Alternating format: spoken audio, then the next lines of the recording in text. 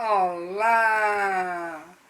Aqui é a Lourdes Ganzelli, especialista em comportamento, e a minha missão é ajudar as pessoas a aprofundarem o seu autoconhecimento, alavancarem a autoestima, empoderarem a sua autoconfiança, sem que para isso tenham que passar anos num consultório de um terapeuta, gastando uma fortuna. E não que terapias não sejam excelentes e extraordinárias, são sim, e devem ser usadas, mas para momentos de crise, momentos pontuais na vida, para alavancar e aprofundar o autoconhecimento, a autoestima e a autoconfiança. Vem comigo! E qual é o tema de hoje? O tema de hoje é medo. Nossa, quem não tem medos? Quem não tem alguns medos na sua vida? Todos nós temos medos. E esses medos, na grande maioria das vezes, nem são nossos. São medos que foram adquiridos desde a vida intrauterina. E são medos que a gente não tem como lidar com eles, porque eles estão no inconsciente e a gente não teve um evento que despertou esse medo. Então existem vários tipos de medo. Um medo causado por um trauma. A pessoa sofreu um acidente de automóvel ou qualquer outro tipo de acidente e de repente ela ficou com medo de repetir aquela situação. Então ela pode ficar com medo, ela pode sentir medo de dirigir, ou de andar de carro, ou de avião, seja lá qual tenha sido o trauma que ela sofreu, o tipo de acidente que ela sofreu. Ela pode ter medo de eletricidade, porque tomou um grande choque quando era criança, e assim vai. Então são medos conhecidos que aconteceram em função de um evento único na vida delas, que causou um trauma. Muito bem. Existem esses medos de origem desconhecida. Por exemplo, eu tinha muito medo de cobras. Mas como eu tenho medo de cobra? Eu nasci em São Paulo, fui criada em São Paulo, vivi em São Paulo, uma cidade grande, um centro urbano enorme, não tinha cobra. A única vez que eu me lembro de ter visto uma cobra foi quando a escola me levou ao Butantã. Aí eu vi as cobras, mas fora isso, eu nunca tive uma experiência com cobra. Mas eu tinha um horror, eu tinha um medo. Só que os meus antepassados viveram no interior. E os meus bisavós vieram da Itália. Então, muito provavelmente, trabalharam com cultura, com lavoura na terra.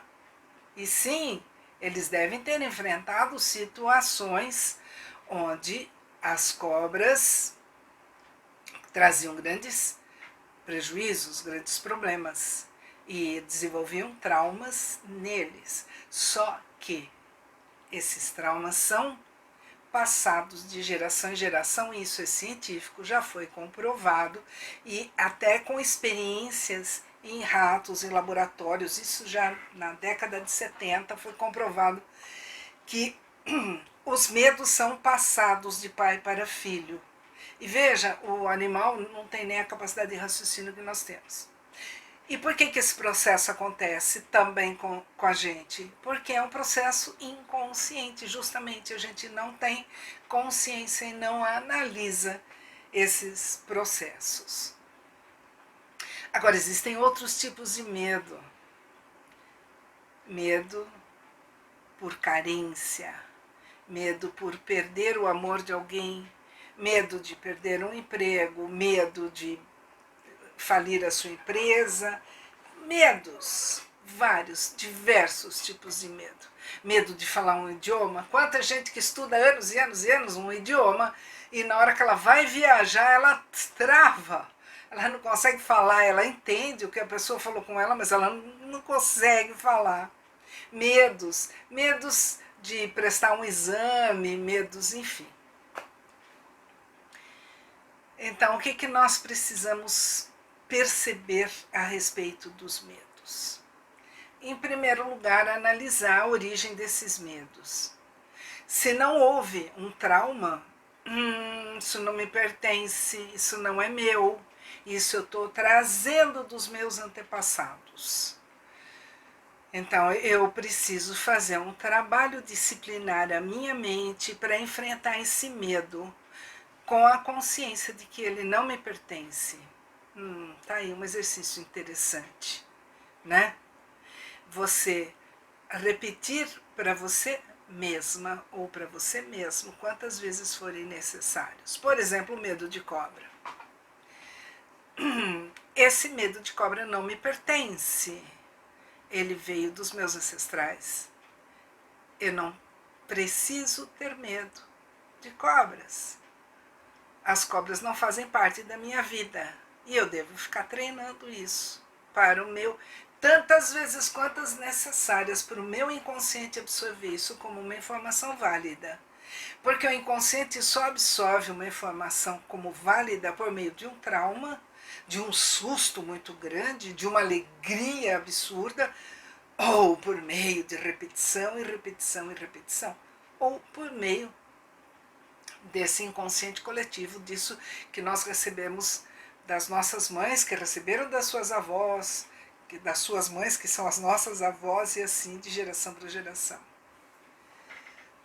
Outra forma, desculpa, é a gente analisar o medo e perceber que o nosso medo é por carência. Eu tenho muito medo de perder o amor de tal pessoa e por isso eu faço de tudo para deixar aquela pessoa feliz. Não importa se ela merece, não importa se ela é manipuladora, se ela já percebeu que eu tenho medo de perder o amor dela e ela vai me usar para fazer tudo o que ela queira que eu faça, vai me manipular e eu vou ficar muito frustrada e insatisfeita, mas por medo de perder o amor dela, eu vou e faço tudo o que ela quer. E não importa o que eu faça, ela nunca está satisfeita. Por quê? Porque ela sabe que eu tenho medo de perder o amor dela. Então ela cada vez vai me cobrar mais e exigir mais e mais de mim. E ainda tem gente que tem um detalhe a mais nessa relação. Ela vai buscar formas de me fazer sentir cada vez mais insegura, porque ela já percebeu que o meu medo é por insegurança. E quanto mais insegura eu for, melhor para ela. Maior o meu medo de perder o amor dela. Então, mais ela me usa, mais ela me manipula, mais ela mostra o quanto ela é forte e poderosa, até bondosa, e eu sou um traste, eu não sirvo para nada. Eu sou uma coisa que só está ali para fazer a vontade dela. Quanta gente que se deixa tratar de uma forma até humilhante, com medo de perder o amor daquela pessoa. Gente, na realidade, esse tipo de relação nem é de amor. É um negócio inconsciente. É uma troca de carências que muitas vezes, e na maioria das vezes, é inconsciente. Aquele que está cobrando tem carência de poder, de autoridade. Então ele manipula para se sentir poderoso ou poderosa. E aquela que se deixa manipular por medo de perda, por insegurança, ela também não ama. Ela está lá por carência, por necessidade. Ela acredita que aquele é o grande amor da vida dela, porque afinal aquela pessoa está lá, né? Tendo um relacionamento com ela. Que engano absurdo. Aí não tem amor nem de um lado nem do outro, sabe por quê? O amor verdadeiro não usa, não abusa. O amor verdadeiro não abandona. O amor verdadeiro tem compaixão, perdão, aceitação dos limites das fraquezas. O amor verdadeiro é amigo, é leal, é companheiro, ele incentiva o outro, ele ajuda o outro, ele empodera o outro, ele quer ver o outro crescer. Aquele que te humilha, aquele que te usa, aquele que te manipula, ele não te ama, ele te usa. Não é amor, é carência, é necessidade, é uma doença. Às vezes até uma doença sadomasoquista, porque o manipulador é sádico, às vezes ele gosta de ver o outro sofrendo para ele se sentir forte e poderoso. E o masoquista é aquela pessoa que se sente uma vítima, incapaz de reagir às condições que a vida está lhe trazendo, incapaz de reagir de uma forma aceitável, confiante e segura à maneira como o manipulador está tratando a ela. Basicamente, voltamos ao ponto fundamental, o tripé de toda vida de qualidade, que é o autoconhecimento, autoestima e autoconfiança. Esse é o tripé da pessoa bem-sucedida. Esse é o tripé da pessoa que sabe o que quer da vida e sabe o que tem que fazer para conseguir. Então, esse tipo de medo, essa carência, ela é, acima de tudo, falta de autoconhecimento. Ela acredita ser aquilo que passaram uma vida inteira dizendo que ela era. Desde a vida intrauterina, ela absorveu da mãe dela as crenças que eram da mãe dela. Que a vida é difícil, que a gente nunca consegue nada de bom na vida, que marido é isso mesmo, que é ruim com ele, mas é pior sem ele. Então essas crenças, a gente já nasceu com elas. Tá tudo no inconsciente. Elas nunca foram elaboradas, elas nunca foram analisadas, elas nunca foram escolhidas. Elas foram absorvidas e da forma que elas vieram, elas ficaram, porque é um processo inconsciente. Conscientizar é crescer, gente. É tomar consciência e buscar meios e recursos de lidar com cada uma dessas situações nas nossas vidas. Então, essa carência, ela vem desde a vida intrauterina e ela foi sendo reforçada durante toda a primeira infância, durante a adolescência. E, lógico, à medida que ela foi sendo reforçada, ela criou consistência, ficou cada vez mais forte, forte, forte. Ela comanda a sua vida.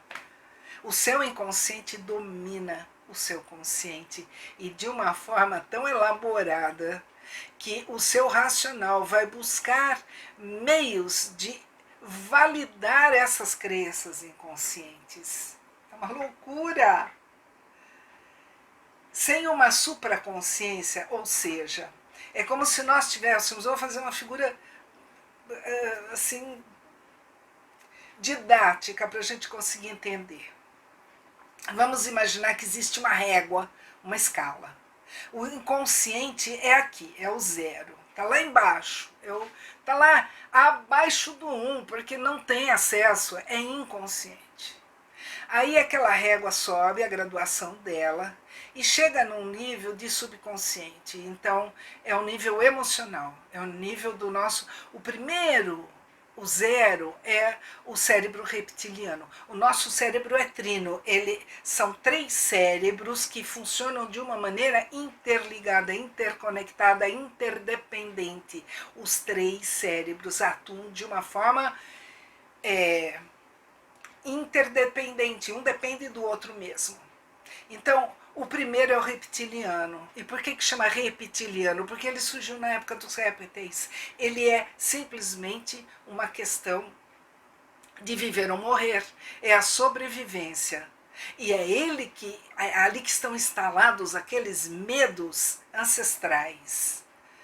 É o medo da morte, é o medo do desconhecido. Então, ou ele avança ou ele foge.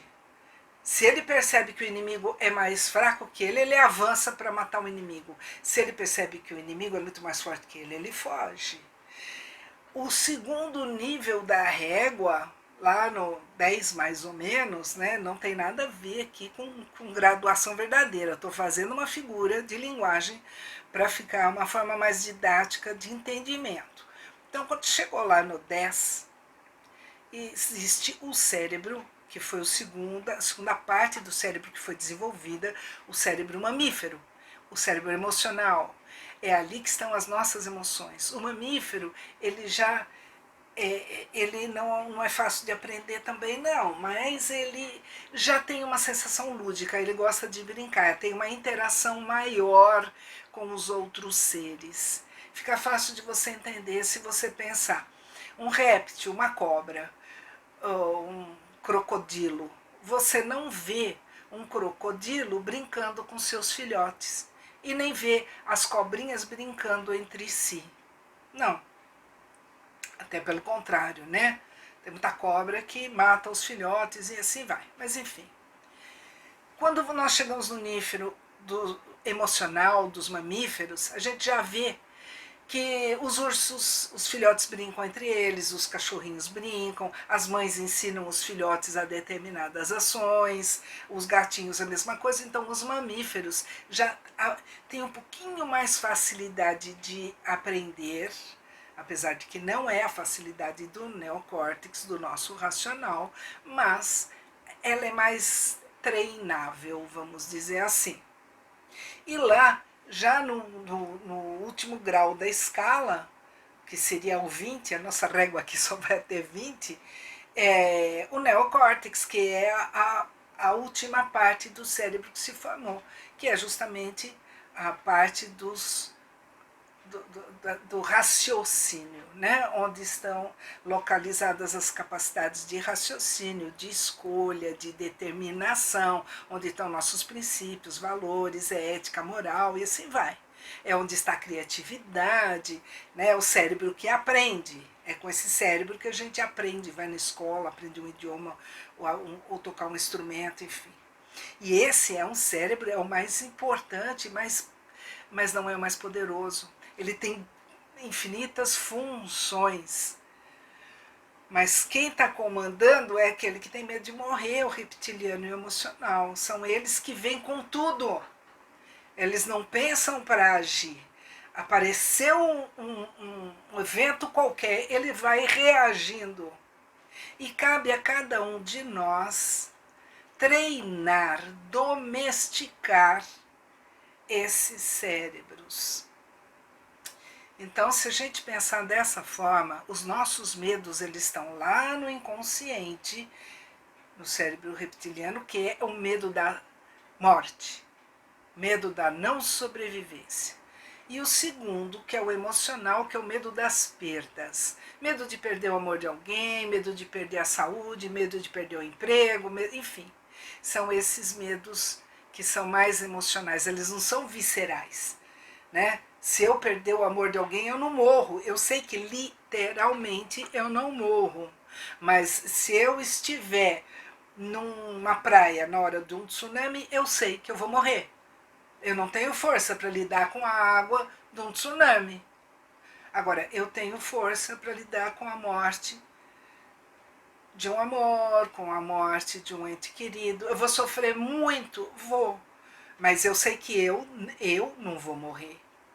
Mas eu vou sofrer muito. Então eu tenho medo da dor, eu tenho medo do sofrimento, eu tenho medo da perda. E o medo racional? Tá, aconteceu um evento, aconteceu um acidente, o avião que eu estava caiu e dali para frente eu fiquei com medo de andar de avião. É um medo consciente, racional. Tá? Quais são as formas de trabalhar com esses medos? Treinar. Primeiro, conscientizar. Depois, desenvolver uma metodologia, uma técnica para lidar com cada um deles. E depois, exercitar. Para isso existem diversas técnicas uma metodologia fantástica desenvolvida. Eu tenho um treinamento como superar os seus medos. Se alguém se interessar, é só entrar em contato comigo, é um treinamento online. Mas, basicamente, é olhar para o espelho todos os dias e conversar com o seu inconsciente no nível daquele medo que você quer superar. Então, eu tenho muito medo de perder, sei lá, o amor do meu marido. Eu tenho medo que o meu marido se apaixone por outra pessoa e se separe de mim. Para algumas pessoas isso é relativamente tranquilo de lidar, para outras pessoas é muito difícil. Então eu tenho que pensar, por que eu tenho tanto medo? É amor? Mas o amor liberta. O amor não prende, não amarra, não segura. O amor respeita as escolhas do outro. Se eu amo o meu marido e ele resolve que não me ama mais, não era amor. Era uma carência que acabou. Ele não precisa mais de mim para aquilo que ele precisava. Muitos casamentos, muitos se mantêm por carência dos dois lados. Carência bilateral. A mulher precisa do status de ser casado ou alguém que a sustente. E o homem precisa do status de ter uma mulher interessante, bonita, ou o homem precisa de alguém que cuide da casa dele, da comida, da roupa, ou o homem precisa, enfim. Muitos casamentos estão condicionados na base de carências e não no amor verdadeiro. Quem ama verdadeiramente não tem medo de perder o amor do marido, da esposa, seja lá de quem for. Porque se aquela pessoa sair da sua vida por livre escolha, a porta está aberta. Quem ama não amarra, não prende, não segura. Quem ama libera. Porque sabe que se for amor verdadeiro, ela volta. E cabe a mim saber se eu vou aceitá-la de volta ou não. É amor, mas implica em outras condições éticas, morais, espirituais, enfim. Não é esse o tema de hoje, né? Então, quem ama verdadeiramente não tem medo dessa perda. Agora, eu tenho medo de perda. Por que é que eu tenho esse medo? Onde está a minha carência? Onde é que eu não me sinto suficiente? Onde é que eu estou me sentindo tão insegura? Por que eu tenho esse medo? E aí eu vou conversar comigo, eu vou conversar com a minha alma, eu vou questionar bastante e vou ficar tranquila esperando a resposta. Eu vou colocar minha criança interior no meu colo, e se eu não consigo mentalizar isso, eu vou pegar uma foto de quando eu era criança e vou conversar com a minha criança interior. Em que momento da minha vida ficou registrado esse medo da perda do amor de um parceiro? Meu pai abandonou minha mãe? Minha mãe teve alguma história de amor anterior ao meu pai, onde ela ficou frustrada? Foi minha avó, a minha madrinha, uma pessoa importante na minha vida? Da onde vem esse medo? Vou buscar essas informações com a minha criança interior e com a minha alma. E vou pedir aconselhamento. Porque as respostas estão sempre dentro de nós mesmos. Dentro de cada um de nós existe uma centelha divina que nos orienta. Essa centelha muitas vezes está adormecida esperando ser despertada. E ela só desperta na hora em que nós a despertamos. É a nossa mente consciente que tem que fazer essa conexão e buscar esse despertar. E quando isso acontece, é maravilhoso, porque a intuição flui, começa a ser bombardeadas as informações necessárias para que a gente possa sacar e começar a transformar e transformar e transformar. E isso vai empoderar a nossa autoestima, a nossa autoconfiança, e nós vamos chegar no momento de lidar com todas essas questões, com todos esses medos, seja lá a origem que eles tenham, com muita serenidade, confiança. segurança nos resultados. Segurança nos resultados é o que a gente busca com autoconhecimento, com autoestima e com autoconfiança. Ok, meus amores? E você? Já se inscreveu no meu canal? Não? Agora! É já! Vai lá, se inscreve, clica no sininho para que você seja avisado ou avisada cada vez que eu lançar um vídeo novo. E se você gostou, você achou interessante, importante, comenta e compartilha. Compartilha com seus amigos, compartilha na sua rede social, porque com certeza você vai estar ajudando a conscientizar um grande número de pessoas, ok? Muito, muito obrigado por sua atenção e nos vemos no próximo vídeo. Namastê.